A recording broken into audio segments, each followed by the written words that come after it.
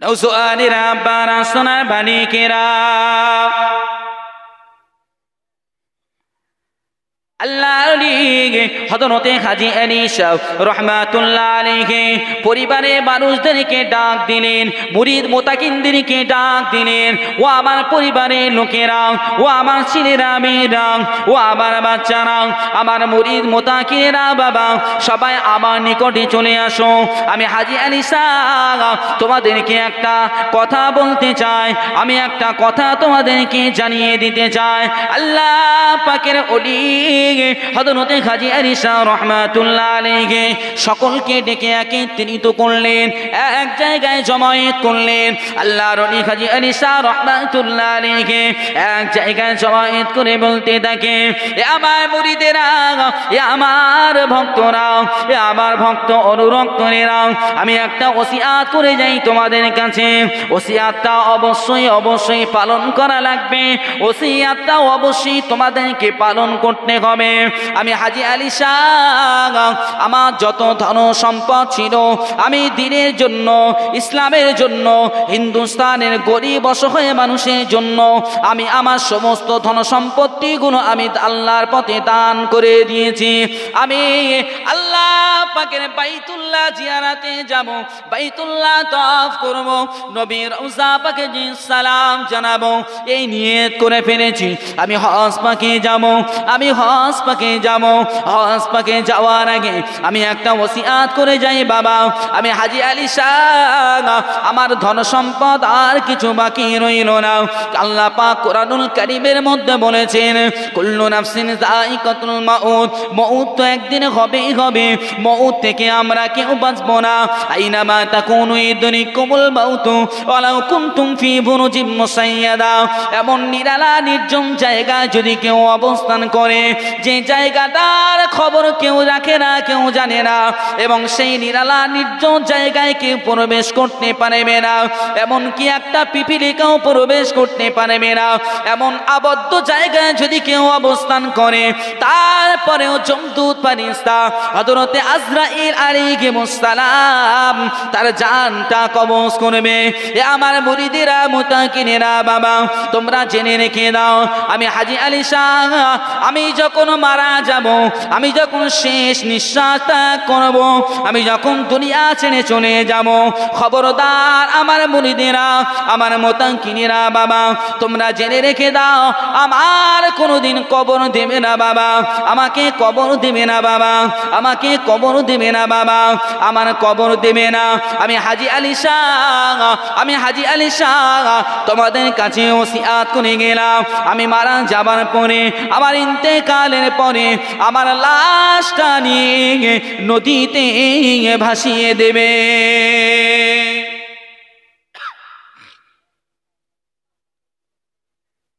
আমি হাজী আলী শাহ ওসিয়াত করে গেলাম, আমার লাশটা ভাসিয়ে দেবে। খবরদার, খবরদার আমাকে যেন কবর দিও না, কেননা আমি মাটি যেভাবে আমাকে আতঙ্কিত করে তুলেছে, আমি হাজী আলী শাহ আমি আর কবরে যেতে চাই না। না জানি মাটি আমার সাথে, কবর আমার সঙ্গে কি ব্যবহার করবে আমি বুঝতে পারছি না, আমি খুব ভয়ে আছি, আমি খুব আতঙ্কিত আছি, আমি যেতে চাই না।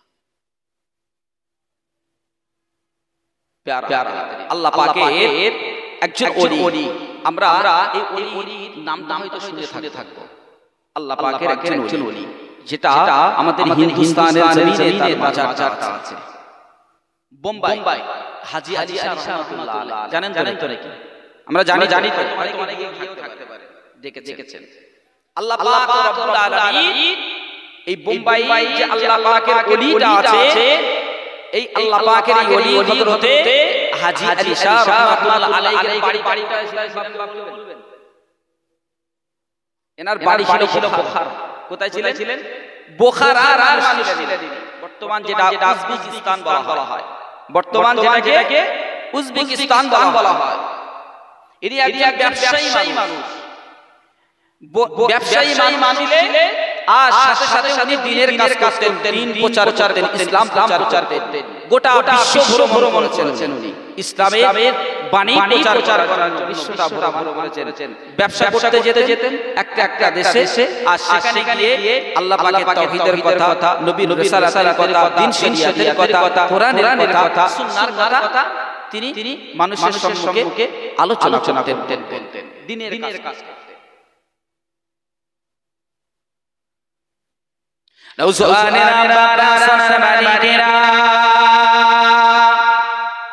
আল্লাহ পাকের ওলি হযরত হাজী আয়েশা রাহমাতুল্লাহ আলাইহি একদিন মসজিদে নামাজ আদায় করেছে। নামাজ আদায় করার পরে আল্লাহ পাকের ওলি হযরত হাজী আয়েশা রাহমাতুল্লাহ আলাইহি রাস্তা দিয়ে গুলি পায়ে হেঁটে যাচ্ছেন, যেতে দেখতে পান একজন মহিলা অঝরে কনকন করে আল্লাহর নবী হযরত হাজী আয়েশা রাহমাতুল্লাহ আলাইহি ওই মহিলাকে কনকন করতে দেখে, কান্নাকাটি করতে দেখে দাঁড়িয়ে পড়লেন। গুটি পায়ে কিছুটা এগিয়ে গেলেন, গিয়ে জিজ্ঞাসা করেন, ও মা কি হয়েছে বা তোমার কি হয়েছে? কেন তুমি রাস্তা দাঁড়িয়ে কনকন করছো মা? তোমার কনকনের কারণটা কি? তোমার কান্নাকাটি করার কারণটা একটু আমাকে বলো। এই শোনা, এই কাছি,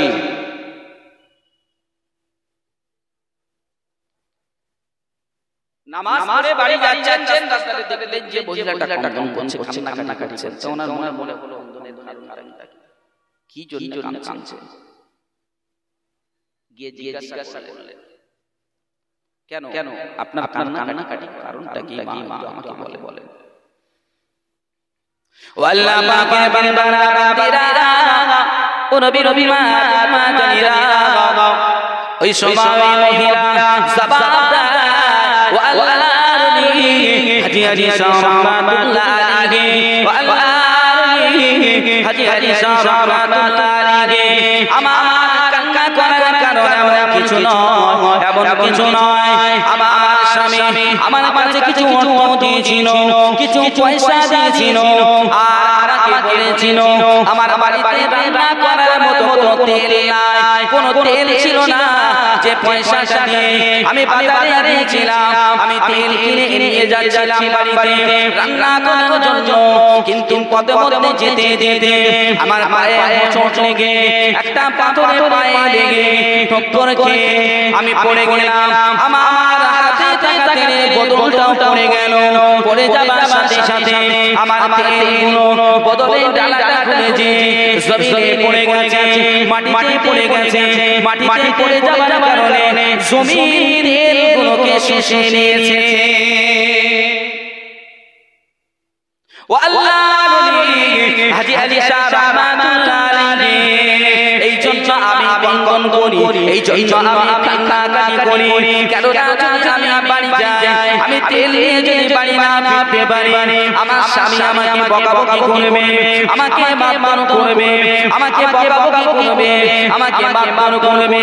এই ভয়ে, এই চিন্তায় আমি রাস্তার ধারে বসে আমি কনকন করছি।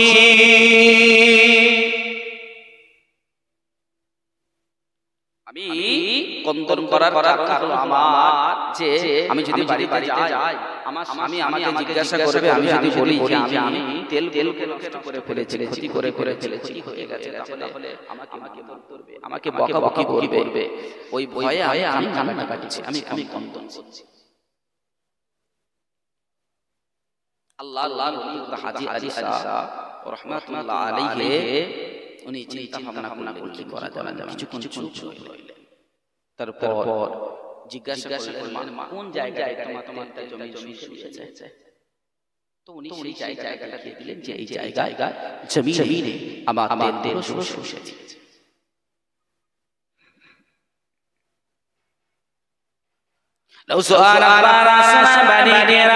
আল্লাহ পাকের ওলি হযরত হাজী আয়েশা রাহমাতুল্লাহ আলাইহি যখন জায়গাটা দেখিয়ে দিলেন, ওই জায়গাটা যখন দেখতে পেলেন ওই জায়গায় গুটি গুটি পায়ে গেলেন, গুটি গুটি পায়ে গেলেন, গুটি গুটি পায়ে এগিয়ে গিয়ে ওই জমিনের মধ্যে একটা আঙুল ঢুকিয়ে দিলেন, একটা আঙুল দিয়ে চাপ দিলেন।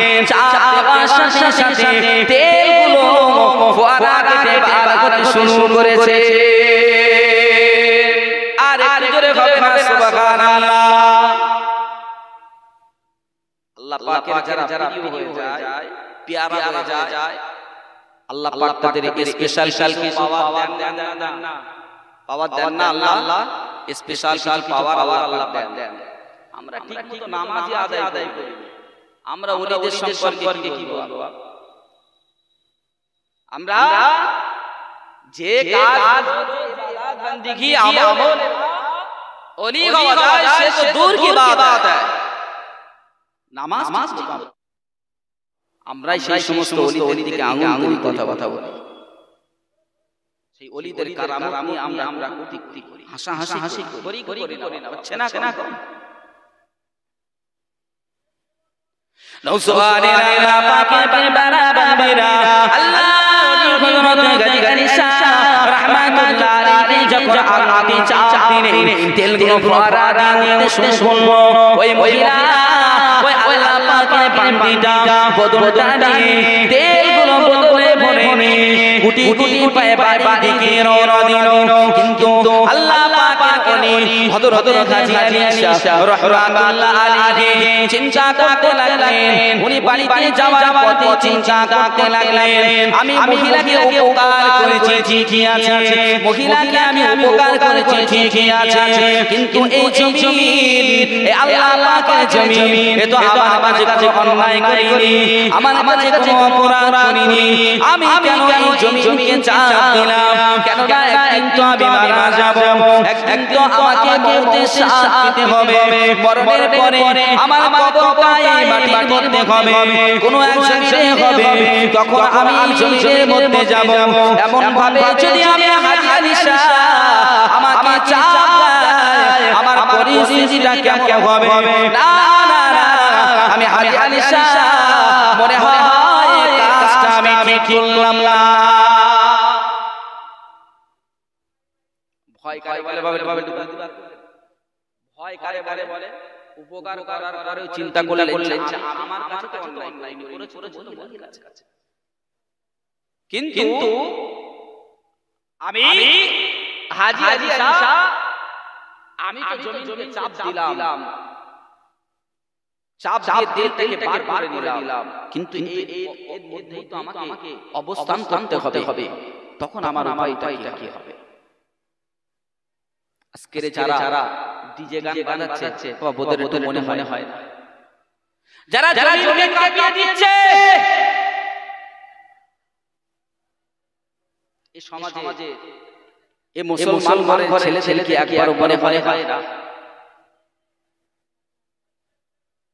রমজান কোন দিক দিয়ে চলে যায় ঘরের সন্তানেরা বোঝে না, শাবান কোন দিক দিয়ে চলে যায় এরা বুঝতে পারে না।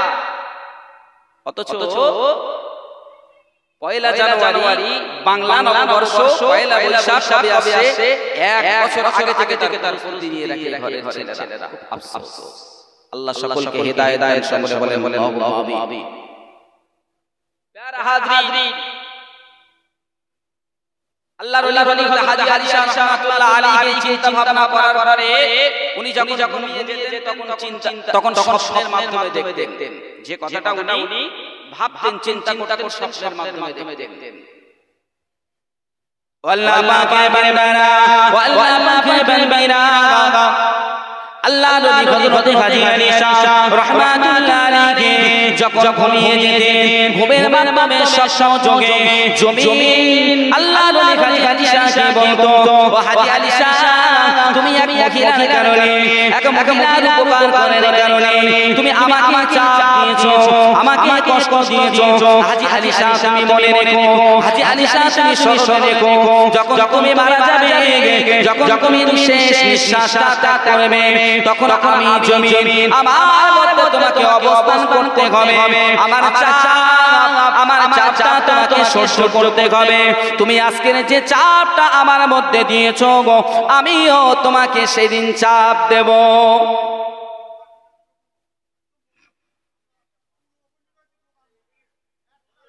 আচ্ছা আচ্ছা আচ্ছা আচ্ছা, সাউন্ডটা ঠিক করেন, সাউন্ড কোয়ালিটিটা ঠিক করেন। আচ্ছা আচ্ছা, প্যারা হাজরি, আল্লাহর ওলি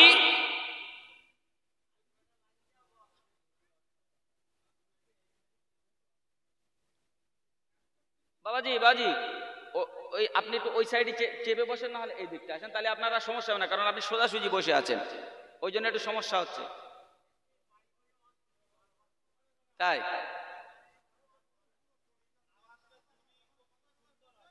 আচ্ছা আচ্ছা আচ্ছা আচ্ছা, সাউন্ড ঠিক আছে তো, সমস্যা নেই তো, ঠিক করে দাও। প্যারা হাজরি, একটু আগে একটু টাচ দিলে ভাই আবার ঠিক করে দিত, ওখানে ছিল না। ঠিক আছে, ইলেকট্রনিক জিনিস কি করবেন, রাগারাগি করলে হবে না।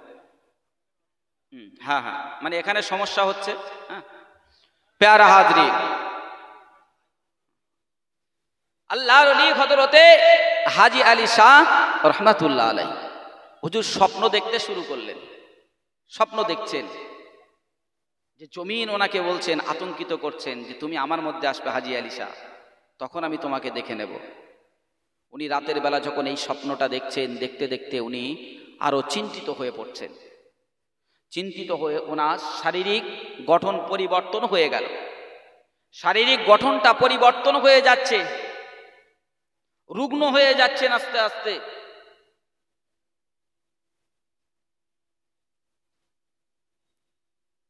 ওই অবস্থায় উনি ব্যবসা করতে আমাদের এই ভারতবর্ষের জমিনে এসেছিলেন ওনার ভাইকে সঙ্গে নিয়ে।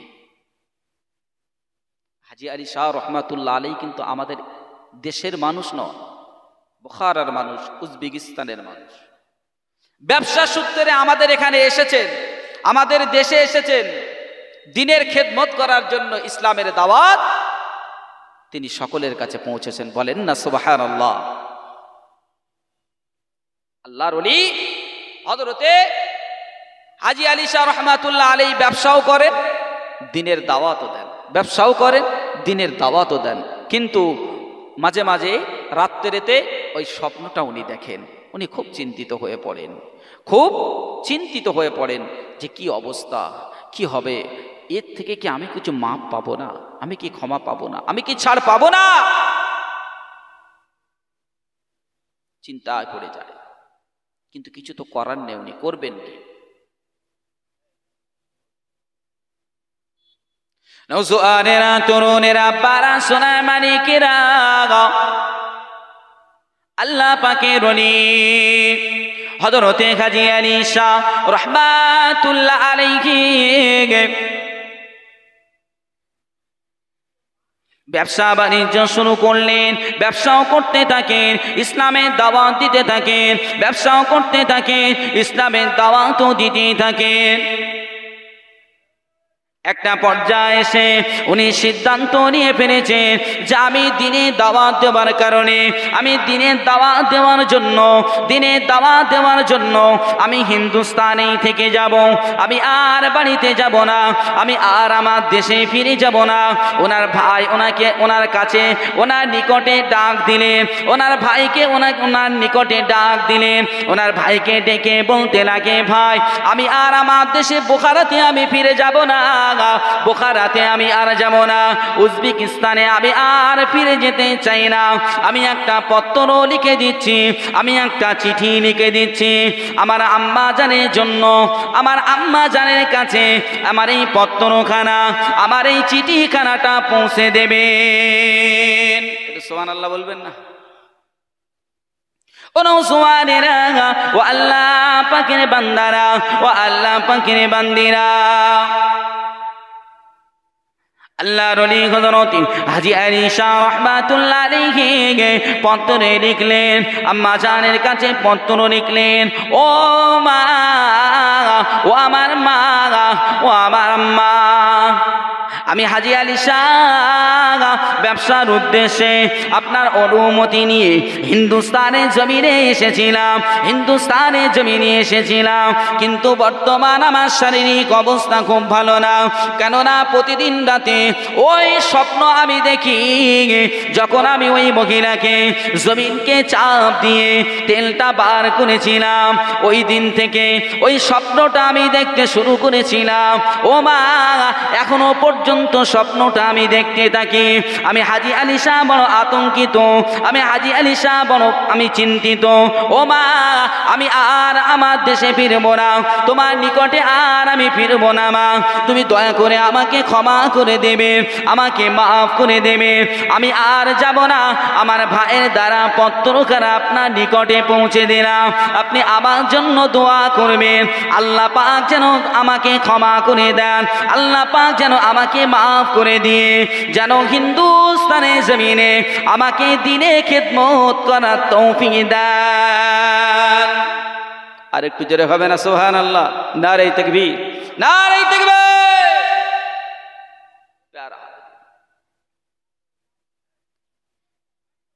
হিন্দুস্তানের জমিনে এসে যখন আরো বিপদের সম্মুখীন, শরীরটা অসুস্থ বোধ করছেন, তখন উনি চিন্তা ভাবনা করলেন আমি আর যাব না, বাকি জিন্দেগি যদি দিনের কাজ করি। এই কারণে আল্লাহ যদি আমাকে ক্ষমা করে দেন, আল্লাহ যদি আমাকে মাফ করেন, এই চিন্তা ভাবনা নিয়ে উনি আর গেলেন না, আর দেশে ফিরলেন না। কিন্তু হাজী আলী শাহ রহমাতুল্লাহ আলাইহির ভয় কি ছিল? এই জমিনের ভয়। অপরাধ কি ছিল? অপরাধ ছিল উনি তো একটা মানুষের উপকার করেছিল, আর এরা কি উপকার করছে? আরো মানুষকে ধ্বংসের দিকে নিয়ে যাচ্ছে। 1 জানুয়ারি যেভাবে ডিজে বাজাচ্ছে, যে গান শোনে না তাকেও শোনাচ্ছে, শোনায় না? যে জীবনে গান সম্পর্কে অবগত নেই তাকেও বাজনাগুলো শুনিয়ে দিচ্ছে, মানে সদকা জারিয়া সব নিচ্ছে এরা।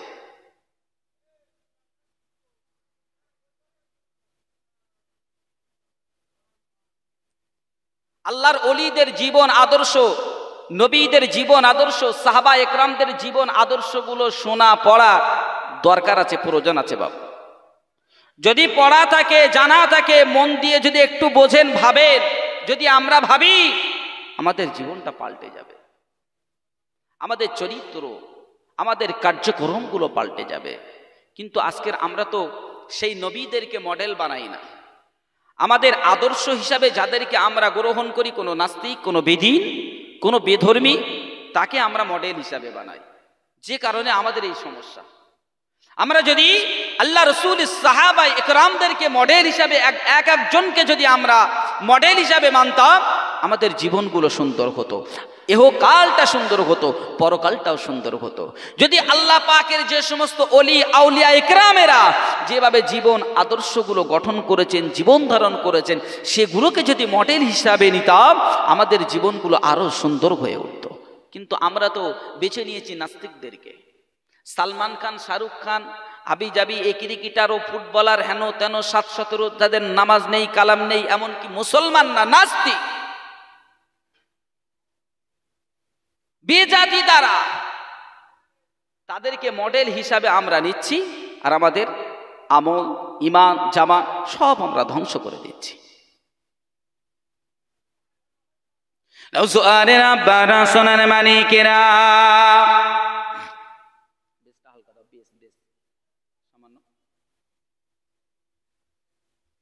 আল্লাহ পাকের ওলি হযরতে হাজী আলী শাহ রাহমাতুল্লাহ আলাইহি ভাইয়ের কাছে পত্রখানা লিখলেন। পত্রখানা লিখে ভাইকে হিন্দুস্তানের জমিন থেকে বিদায় জানিয়ে উজবেকিস্তানের জমিনে পাঠিয়ে দিলেন, বোখারা জমিনে পাঠিয়ে দিলেন। ও আল্লাহ পাকের বান্দারা, ও আল্লাহ পাকের বান্দিরাও, খেয়াল করে শুনে রেখে দিন বাবা, ভয় কারে বলে? আমার আল্লাহ পাক রব্বুল আলামিন বলেছেন, ইয়া আইয়ুহাল্লাযীনা আমানু ইত্তাকুল্লাহা হাক্কা তুকাতিহি ওয়া লা তামুতুন্না ইল্লা ওয়া আনতুম মুসলিমুন। মুমিনুন, ঈমানদারেরা তোমরা ভয় করো, ভয় করার মতো ভয় করো, ভয় করার মতো ভয় করো, যে ভয়টা করলে তোমাকে সমস্ত গুনাহ থেকে তুমি বেঁচে থাকতে পারবে, এমন ভয় তোমাদের অন্তরে তোমরা জন্ম দাও। খবরদার খবরদার, মুসলমান না হওয়া পর্যন্ত মৃত্যু বরণ করো না। এ ঈমানদার বান্দারা, আমার বান্দিরা, এমন ভয় তোমরা করো না যে ভয়টা তোমাদের অন্তরে থাকবে, আবার তোমরা খারাপি কাজ করবে, হারাম হালালটা তোমরা বেঁচে চলবে না, আবার তোমরা মদ পান করবে, তাসের আড্ডায় বসে যাবে। এ দুনিয়ার বান্দারা বান্দিরা, আবার তোমরা ভয় অন্তরে রেখে তোমরা আমার বিরুদ্ধে আচরণ করবে। না না না, এমন কাজ তোমরা করতে যেও না।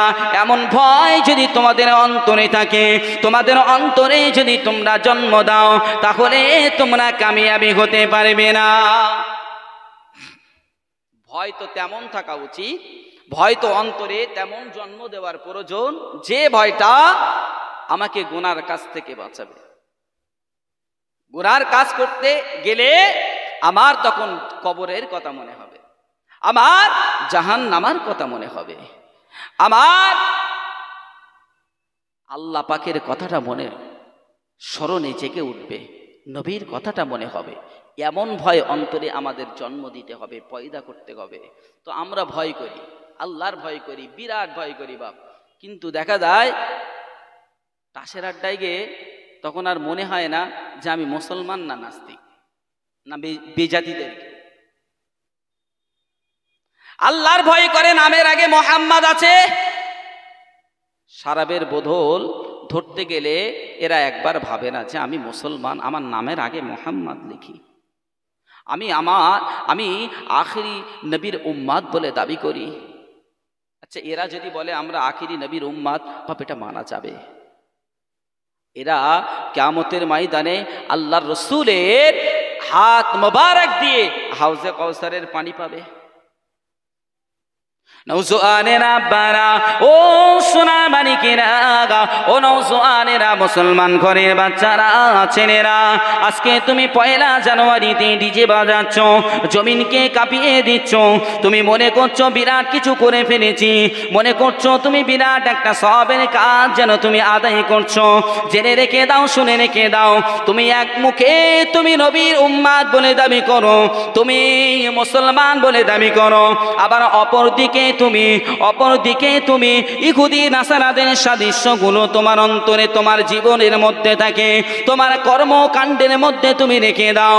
এ মুসলমান করে যুবকেরা, ছেলেরা, সন্তানেরা, তোমরা শুনে রেখে দাও, তোমরা জেনে রেখে দাও, কিয়ামতের ময়দানে মাহশারের দিনে আমার আল্লাহ পাকের নবী, আমার আপনার নবী হাবিবুল্লাহ মুস্তাফা আরবি, আমার মুস্তাফা আরবি আমার যখন হাউজে কাউসারের পানি উম্মতদেরকে পান করাবেন, নিজ হাতে পান করাবেন, কেননা হাউজে কাউসার আমার আল্লাহ পাক আমার নবীকে মালিকানা দান করেছেন, মালিকানা দান করেছেন।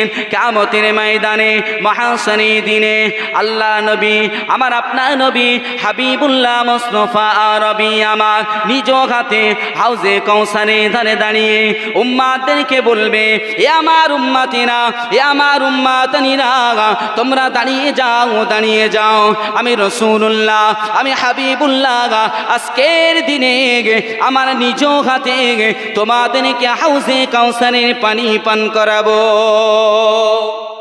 আর একটু জোরে হবে না মহব্বতের সহিত সুবহানাল্লাহ?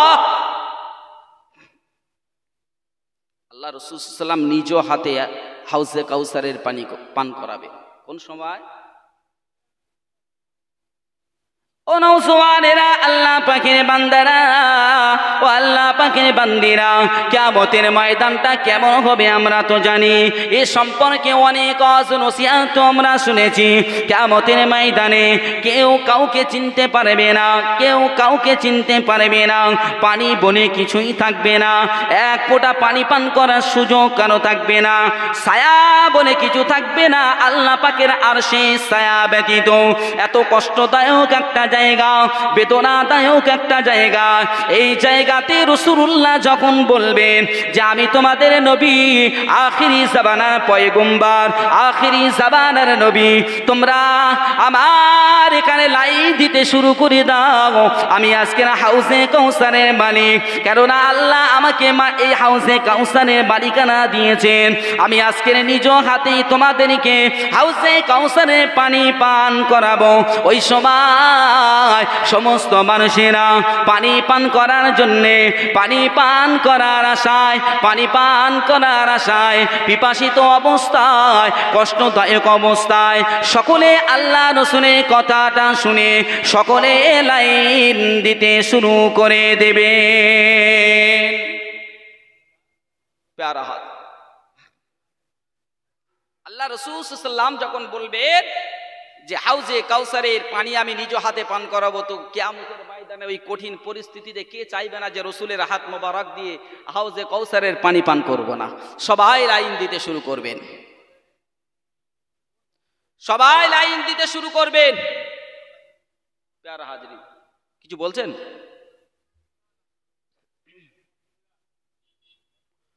প্যারা হাজরিন, যখন লাইন দিতে শুরু করবেন আল্লাহ রাসূল সাল্লাল্লাহু আলাইহি ওয়াসাল্লাম হাউজে কাউসারের পানি এক এক করে সকলকে পান করাতে শুরু করবেন। বলেন সুবহানাল্লাহ। তরুণেরা, বারা, সোনার মালিকেরা, কিতাবের মধ্যে এসেছে আল্লাহ রাসূল হাউজে কাউসারের পানি উম্মতদেরকে নিজ হাতে পান করাবেন। হাউজে কাউসারের পানি পান করাতে করাতে একদল উম্মতেরা চলে আসবে, একদল মানুষেরা চলে আসবে। আল্লাহ রাসূল আমার আপনার নবী হাবিবুল্লাহ মুস্তাফা আরবি আমার তাদের মুখের দিকেই তাকাবেন, তাদের মুখের দিকেই তাকাবেন। মুখের দিকে তাকানোর পরে রাসূলুল্লাহ আমার বলতে থাকবেন, নবী আমার বলতে থাকবেন, তোমরা তো আমার উম্মত না, তোমরা তো আমার উম্মত না, তোমরা কেন আমার উম্মতের মধ্যে লাইন দিতে শুরু করলে? কেননা দুনিয়ার জমিনে যারা আমার আদর্শটা মেনে নিয়েছিল, যারা আমার সুন্নাতটা মেনেছিল, আল্লাহ পাকের নির্দেশগুলো মেনে চলেছিল, তারা ব্যতীত আমার কেউ উম্মত হতে পারে না। দুনিয়ার জমিনে তোমরা আমার আদেশ নিষেধগুলো তোমরা মানোনি, অতএব আজকের আমি রাসূলুল্লাহ আমার উম্মতের খাতায় থেকে তোমাদের নামটা বাদ দিলাম। তোমাদেরকে আমি রাসূলুল্লাহ হাউজে কাউসারের মালিক, আমি তোমাদেরকে পানি পান করাতে পারবো না।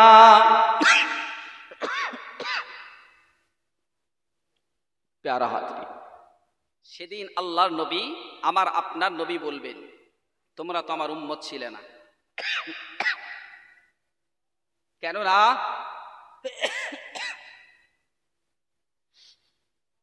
কেননা তোমরা দুনিয়ার জমিনে যখন ছিলে তখন আমার কথা মনে করোনি, আমার সুন্নাতের কথা একবারও তুমি ভাবোনি, আল্লাহ পাকের আদেশ নিষেধগুলো তুমি একবারও ভেবে দেখোনি। কিন্তু তুমি ইহুদি নাসারাদের সঙ্গে সাদৃশ্যটা খুব সুন্দরভাবে রেখেছিলে। বাজাও, কত বাজাবে ডিজে, সমস্যা নেই। হিসাব এ দুনিয়াতে তোমাকে কেউ কিছু বলবে না। ছেলে বড় হয়েছে, বাপ কিছু বললে এখন বিপদ। এখন কি সেই সম্মান আছে বাপ? ছেলে যখন বড় হয়ে যাচ্ছে ছেলের কথা বলা যাচ্ছে, এখন যাবে না। কিন্তু জায়গায় একদিন যেতে হবে। অন্য কোনো কারণে আমি এতগুলো কথা বলছি না। তুমি মুসলমান ঘরে জন্ম নিয়েছো, তোমার বাপটা 5 ওয়াক্ত নামাজ পড়ে, কোরআন পড়ে, তোমার মা কোরআন পড়ে, তুমি মুসলিম ঘরে এসেছো, আল্লাহ তোমাকে পাঠিয়েছে। দয়া করে আজকের তুমি কেন ইহুদিদের সঙ্গে সাদৃশ্য রাখবে? কেন জাহান্নামের রাস্তায় তুমি চলবে? তোমার তো একবার ভাবা উচিত।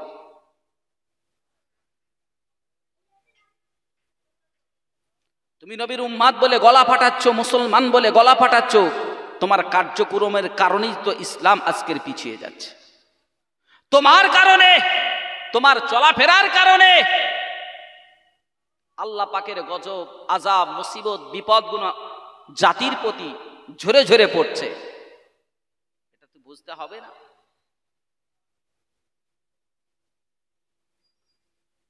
ওলিদের জীবন আদর্শগুলো ফলো করো। যদি জীবনে কামিয়াবি পেতে চাও, জীবনকে সুন্দর করতে চাও, ইহকাল পরকাল যদি সুন্দর পেতে চাও, সুন্দর করতে চাও, তাহলে নবীদের জীবন আদর্শগুলো একটু তো মানা লাগবে, সাহাবা একরামদের ফলো করা লাগবে, পীর ওলি আউলিয়াদেরকে ফলো করা লাগবে। কারণ তুমি কিচ্ছুই জানো না, আমি কিছুই জানতাম না।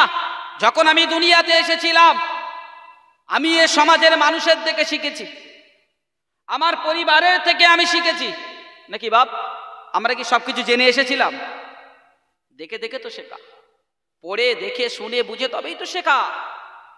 তা আমার জীবন কেমন করা দরকার, সেটাকে সঠিক কি বেঠিক দেখতে গেলে একজন মডেল আমাকে নির্বাচিত করতে হবে, যে কাকে দেখে আমার জীবনটা সামঞ্জস্য করব, আমি ঠিক কি ভুল।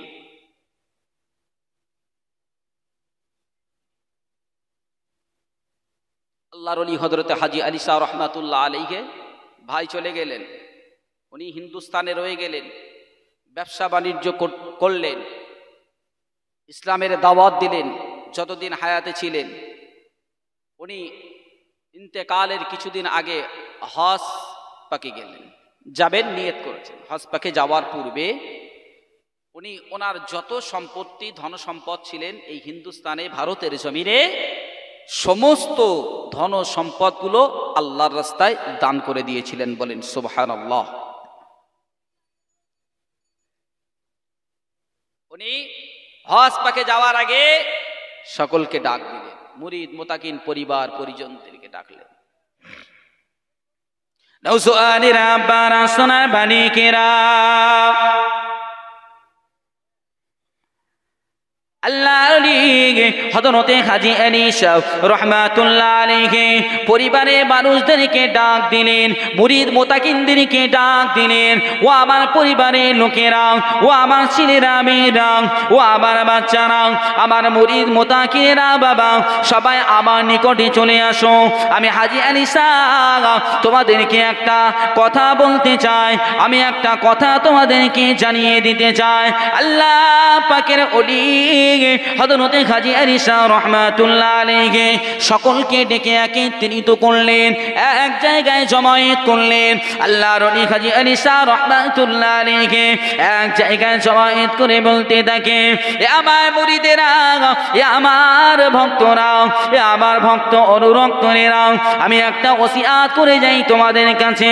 ওসিয়াতটা অবশ্যই অবশ্যই পালন করা লাগবে, ওসিয়াতটা অবশ্যই তোমাদেরকে পালন করতে হবে। আমি হাজী আলী শাহ আমার যত ধন সম্পদ ছিল, আমি দ্বীনের জন্য, ইসলামের জন্য, হিন্দুস্তানের গরিব অসহায় মানুষের জন্য আমি আমার সমস্ত ধন সম্পত্তিগুলো আমি আল্লাহর পথে দান করে দিয়েছি। আমি আল্লাহ পাকের বাইতুল্লাহ জিয়ারাতে যাব, বাইতুল্লাহ তাওয়াফ করব, নবীর রওজা পাকে সালাম জানাবো, এই নিয়ত করে ফেলেছি। আমি হজ পাকে যাব, আমি হজ পাকে যাব। হজ পাকে যাওয়ার আগে আমি একটা ওসিয়াত করে যাই, বাবা আমি হাজী আলী শাহ আমার ধন সম্পদ আর কিছু বাকি রইল না। আল্লাহ পাক কোরআনুল কারীমের মধ্যে বলেছেন, কুল্লু নাফসিন যায়িকাতুল মাউত, মউত তো একদিন হবেই হবে, মউত থেকে আমরা কেউ বাঁচব না।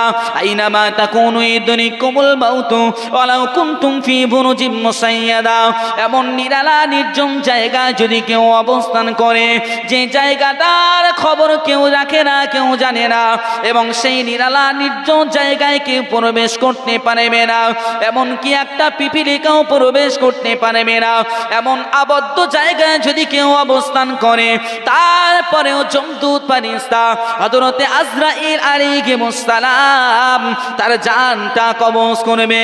এ আমার মুরিদেরা মুতাকিনেরা, বাবা তোমরা জেনে রেখে দাও, আমি হাজী আলী শাহ আমি যখন মারা যাব, আমি যখন শেষ নিঃশ্বাস ত্যাগ করব, আমি যখন দুনিয়া ছেড়ে চলে যাব, খবরদার আমার মুরিদেরা, আমার মুতাকিনেরা, বাবা তোমরা জেনে রেখে দাও, আমার কোনোদিন কবর দেবে না বাবা, আমাকে কবর দেবে না বাবা, আমাকে আমাকে কবর দেবে না বাবা, আমার কবর দেবে না।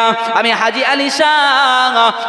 আলী শাহ তোমাদের কাছে ওসিয়াত করে গেলাম, আমি মারা যাবার পরে, আমার ইন্তেকালের পরে আমার লাশটা নিয়ে নদীতে ভাসিয়ে দেবে।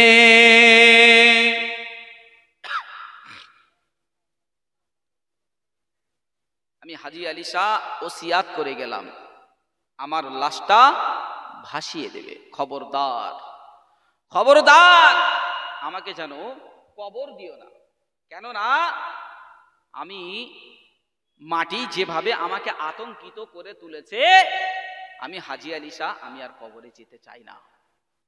না জানি মাটি আমার সাথে, কবর আমার সঙ্গে কি ব্যবহার করবে আমি বুঝতে পারছি না। আমি খুব ভয়ে আছি, আমি খুব আতঙ্কিত আছি, আমি যেতে চাই না। নৌসোয়ারেরা ও আল্লাহ পাকের বান্দারা ও আল্লাহ পাকের বান্দিরা,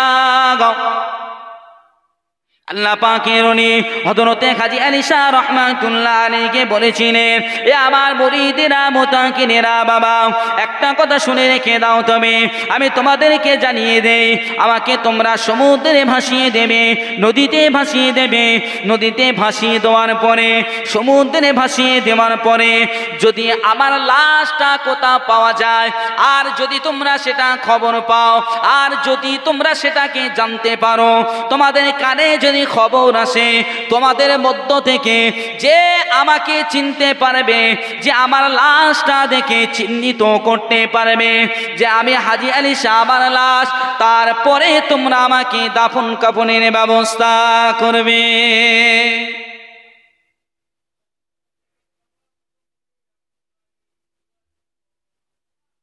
যদি তোমরা এর পরে নদীতে ভাসানোর পরে যদি পাওয়া যায়, তোমরা যদি চিহ্নিত করতে পারো যে না এটা আমি হাজী আলী শাহ, তবে আমার দাফন কাফনের ব্যবস্থা করবেন।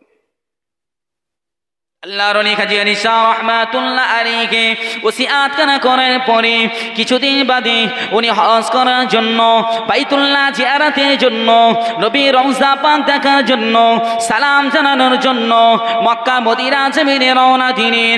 মক্কা মদিনা জমিনে রওনা দিলেন। পানির জাহাজে যেতে হতো। তখন কি প্লেন ছিল?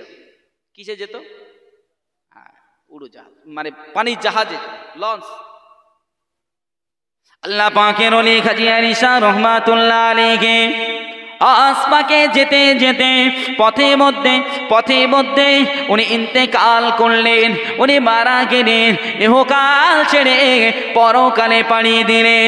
জাহাজের মানুষেরা, লঞ্চের মানুষেরা চিন্তিত হয়ে পড়ল, কিন্তু ওনার সঙ্গে কিছু সংখ্যক মুরিদ মুতাকিন ছিল, তাদেরকে সঙ্গে নিয়ে যাচ্ছিলেন। ওই সমস্ত মুরিদ মুতাকিনেরা তখন ওসিয়াতের কথাটা স্মরণ করে দিল, এ জাহাজের লোকেরা, এই জাহাজের মালিকেরা, তোমরা চিন্তিত হইও না, পেরেশানি হইও না। কেননা আমাদের হুজুর, আমাদের পীর মুর্শিদ হাজী আলী শাহ রাহমাতুল্লাহ আলাইহি আমাদের নিকটে ওসিয়াত করেছিল, যখন তিনি মারা যাবেন, যখন তিনি ইন্তেকাল করবেন, ইন্তেকাল করার পরে তাকে কবর দেওয়া যাবে না, কবর দিতে নিষেধ করেছিলেন। তারা লাশটা নিয়ে সমুদ্রে ভাসিয়ে দেওয়ার কথা বলেছিলেন। ব্যতিব্যস্ত হবেন না, জাহাজেই জানাজানি ব্যবস্থা হয়ে যাবে, কাফনের ব্যবস্থা হয়ে যাবে। আমরা ওনার লাশটাকে নিয়ে আমরা এই সমুদ্রে ভাসিয়ে দেব।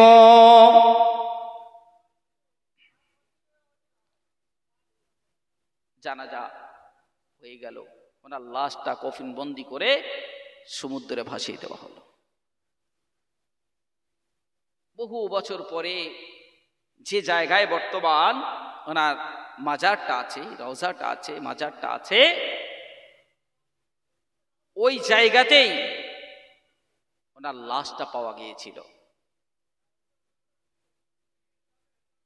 যারা বোম্বাই হাজী আলী শাহ রহমাতুল্লাহ আলাইহির মাজার গিয়েছেন, জিয়ারাত করতে গিয়েছেন, দেখেছেন, তারা আরো ভালো বলতে পারতেন সেখানকার রহস্যটা কি, যেহেতু আমি এখনো যাইনি। আল্লাহ যদি চান যাবো ইনশাআল্লাহ, ইচ্ছা খুব আছে একবার যাওয়ার, দেখার, বোঝার, অভিজ্ঞতা নেওয়ার। যে আল্লাহ পাক রব্বুল আলামিনের মেহেরবানি ওই জায়গায় কেমন কাজ করে।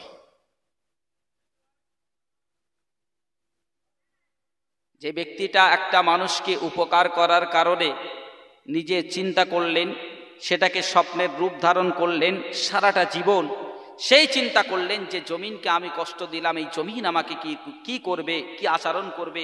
যে মানুষটা বিশ্বের যে কোনো দেশে গিয়েছেন, ইসলামের কথা বলেছেন, তাওহীদের কথা বলেছেন, কোরআনের কথা বলেছেন, সুন্নাহর কথা বলেছেন, আবার সেই মানুষটা, সেই ব্যক্তিটা কবরের কথা এতটা ভয় করেছেন, তাহলে এবার চিন্তা করেন আমাদের কতটা ভয় করা লাগবে, বা আমাদের কতটা ভয় করতে হবে। কবরের চিন্তা ছেড়ে দিয়ে, পরকালের চিন্তা ছেড়ে দিয়ে আমরা যদি মনে করি নাজাত পেয়ে যাব, বা এটা সম্ভব হবে?